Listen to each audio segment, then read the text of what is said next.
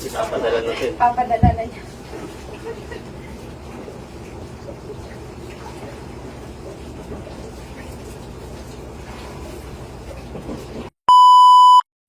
So yun, okay na. So yun, welcome mga agaban. Dito na naman tayo sa YouTube ng pagtatuto natin. Dito syempre sa Gab Tattoo. Ayan, yung mga di ba naka-follow sa Facebook page natin na to. At syempre sa YouTube yung Gab Tattoo. Follow nyo na. At para makapanood pa kayo ng maraming tattoo na makakakita kayo ng mga idea dito sa pagtatattoo.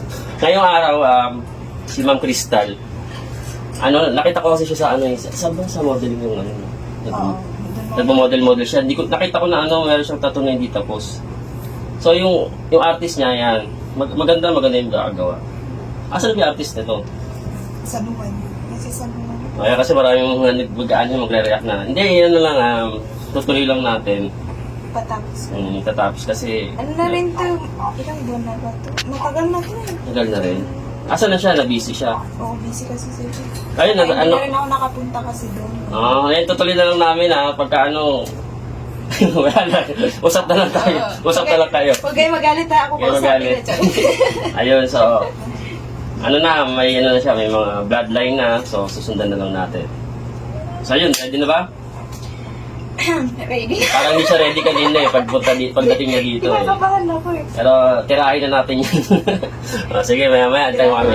Iba't iba pa ng kulay ng burgang bumahid sa karamihan. Merong panghabang buhay at iba'y panandalian. Disenyong ilalapat na hindi pinagsisihan. Kahit sa paningin ng iba ito'y pinandirian. Utak at puso ang nagkasundo pinanghawakan. Ang mga komento'y di inisip pagkustinawanan. Kanya-kanyang buhay at desisyon ng ginagalawan. Pagkatinggit mo'y di mo lang kaya na masabayan. Hindi ako guro pero nagbibigay marka. Binubuhay ang pamilya gamit sining kong gawa. Kahit duming itinuring ng mapanghusgang mata. Malinis ko na kinikita laman ng aking bisa. Opus na, marami na namang mapanghusga. Na akala mo hurado, malala pa sa husgado. Bastos ako na tao, ba't ang dami kong babaeng kakulabo. Komportable sa serbisyo, komedyante ang estilo. Tusok ng mga karayong mas masakit pa ang husgahan ng mga tao. Pero dapat mong maisip galing ang palalo. Dahil mas matimbang pa rin ang iyong mga plano. Hihintay kada tusok ng karayong mas masakit pa ang husgahan ng mga tao.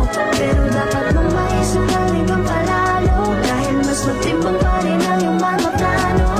Kahit napakaraming negatibo sa iyong paligid nakatitig, sa iyong balat na tila nandidire, di mo kailangan makipagpataasan ng ihe. Ang dapat mo lang gawin ay makinig at manahimik. Kasi ang sarap mabuhay sa mundo ng mapayapa. Enjoyin mo kada oras, wag kang magsasawa. Kung may nanguhusga, idaan na lang sa tawa. Tandaan mo lang palagi, utak dapat gumagana.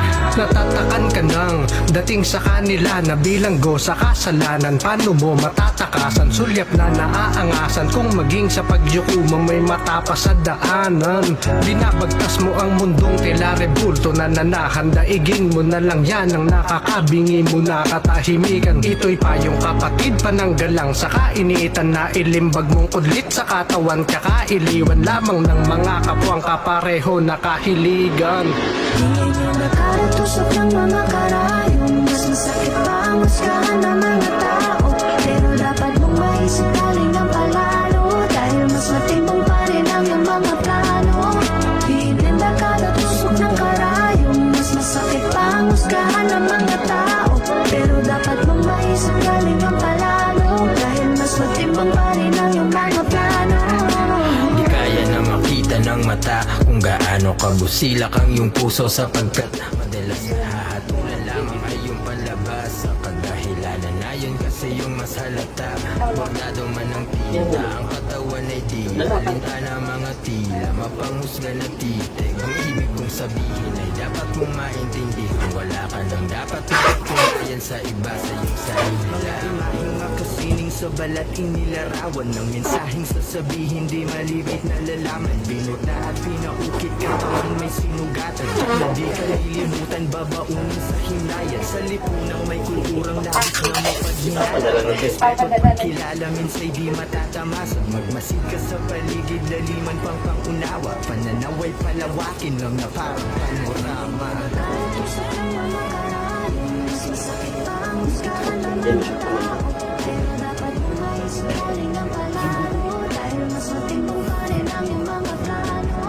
Bibig ang kada tusok ng karayom, mas masakit pa ang husgahan ng mga tao. Pero dapat mong maisip ng Okay mga kagab, palupitan tayo ng sagot. Yung tanong, yung survey natin is, ano bang mas malaswa? Yung mga content video ko o yung mukha nito? Ano yung mas nakakasira ng lipunan? Yung mga video ko na comedy, medyo sexy, pero yung mukha nito, ano? Sagot na kayo mga kagab para masaya lang.